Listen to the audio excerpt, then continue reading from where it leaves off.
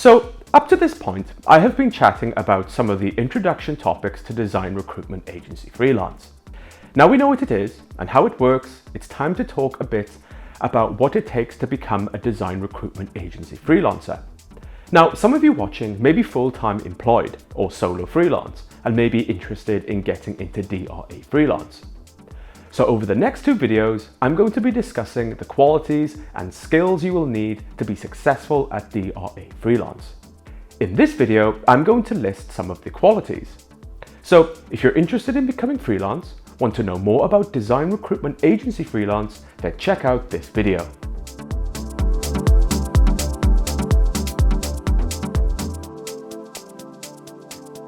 Now, to some who are not freelance, it may seem like a luxurious or even privileged lifestyle. But in fact, it is quite the opposite. Of course, there are some serious benefits to being freelance, but those benefits are seriously earned. It's not easy being a DRA freelancer. It's hard work, and there are certain qualities you will need if you want to be a DRA freelancer and succeed. So here are 10 qualities you will need. 1. You will need to be proactive. As stated in an earlier episode, a DRA freelancer will be getting their work through an agent. Now, for a DRA freelancer, sometimes the phone will ring and sometimes it won't. And when it doesn't, that can be quite disconcerting. That's one of the uncertainties of being freelance. So as a DRA freelancer, you can't sit back and wait for the phone to ring. You need to be proactive and chase the agents. It will help to be registered with as many design recruitment agencies as you can. In my experience, I have been registered with multiple agencies at a time, and over the 6 years I have been freelance, I have worked with many. Do not put all your eggs in one basket. Pick up the phone and start dialing. Call as many agents as you can. Get on their books and maximize the chances of getting work. 2. You will need to be relentless. Now this is a continuation from the previous point. You will need to be relentless with your search for work, especially at the beginning of your DRA freelance career, as you will need to put yourself on the map. You will need to search for all the design recruitment agencies in your area, call them up, hassle them, and if you cannot get through the first time, keep calling until you do. Send follow-up emails and make sure they all know you are available. You will need to put yourself out there as much as possible. 3. You will need to work under pressure. As a freelancer, you will be on a contract getting paid a day rate, and depending on what you're doing, the client may only have you for a short time. Now, you won't be an employed member of staff, so you won't be able to take lots of time. The client will be expecting results, so you will have to work under pressure to deliver your work quickly and to a good standard. When I first went freelance, sometimes I would only have a few days to get a big job done, and that proved to be quite stressful. Though I would always deliver, there would always be a certain amount of anxiety, which can be good as it's a source of motivation. It was hard at first, but it is something I've come to get used to, working under pressure. Over the years, I have developed a process which I now follow, which delivers good results every time. 4. You will need to be highly motivated. So continuing on from the last point, as a freelancer, you will be under pressure to complete a job quickly and to a good standard. Now, once you finish a job, you will need to chase the next contract. Another job with another tight deadline, more pressure and more anxiety. You finish that job, then have to chase another with another tight deadline, more pressure and more anxiety. Now sometimes you can get lucky and get a nice long job, but sometimes you may get a stint of lots of short contracts. This can be intense and require lots of energy, so you will need to stay motivated at these times. In my experience over the years, it's been a bit of a mixed bag. When I first went DRA freelance, I used to do a lot of short, intense contracts. But as I have gotten more senior in the industry, my contracts tend to be longer, where I am involved in larger projects. So it helps to stay motivated in the beginning while you are building a reputation. 5. You will need to be adaptable. Now, this is a big one. As a DRA freelancer, you will be working on all sorts of projects with all sorts of people. Every studio will have its own culture with its own process of doing things. No job will ever be the same. For you to hit the ground running, you will need to be adaptable.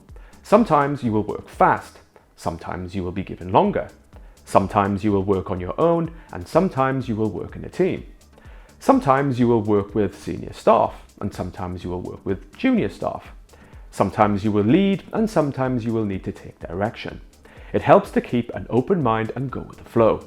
To be adaptable and not fazed by unpredictability will be one of your best qualities. 6. You will need to take direction. So once a freelancer accepts a contract and arrives at the studio, it's up to the freelancer to work with the client within the parameters of the company, the team, and the brief to carry out the creative task until it's complete and the contract is over. Now, if the freelancer accepts a contract with the design agency, then typically there will be senior staff running a project, or there may be a project manager involved. The freelancer will be expected to work within the structure of the company and take direction from senior members of the creative team, project manager, or even the client. Now, it's not always the case a freelancer will get to work to a process they prefer or have final say on a design. Each job will vary, but there will be a time when you may have to take direction. You will need to be able to take direction and handle it well. In my experience, this has been a mixed bag, and it all depends on who you find yourself working with. Sometimes I have been left alone with the freedom to execute my own process, and others I have had to work to someone else's direction and change work to their design and personal tastes. This has been tough at times, but I have always found it pays to be respectful, tactful, and patient. Now, you want to avoid getting into an argument, as you may well not be invited back, or at worst, get some negative feedback. Often, these are times where you may get a chance to learn something from someone more experienced, so it helps to have a positive and open attitude. 7. You will need to take criticism and manage it well. So this is a continuation of the previous point. If you find yourself working with senior staff, or even by yourself, at some point you will be putting your work in front of a team or the client. Now, I can guarantee that whatever you do, however good you think it is, the client, someone on the marketing team, or a colleague will always have something to say about it. So be prepared and don't react with emotion or be defensive. Keep calm, collected, and talk it through. Try and make sure that every design decision you make has a good reason, which you can back up confidently should you be challenged and need to explain. If you have a good design and the other person only has an emotional response, then you will come out on top because you have a good reason rather than a matter of taste. 8. You will need to show initiative. Now, as a contractor, you will only be on a project for a designated amount of time. This could be a week, a month, or if you're lucky, longer. Now, some studios will have a high turnover of freelancers. So if you want to stand out, get a call back, or even stay at the studio, show initiative and go the extra mile. You will be earning a day rate and you will want to maximize your days if you can. To do this is simple. Just be really good at your job. Be proactive, be a person people want to have around, be a pleasure to work with, and get involved. Be sociable and be as helpful as you possibly can. Have a really positive attitude, get into work just a little bit early and leave just a little later. Get involved in meetings and contribute where you're not expected. Show you are really committed to the job and want to do the best you can. If staff notice this, this will reflect really well on you. In my experience, I have been to studios with high freelance turnover. I have been contracted for a week and ended up staying for 4 months because I showed initiative. By showing lots of initiative and going the extra mile, I have been called back, asked to stay longer, or even offered a job.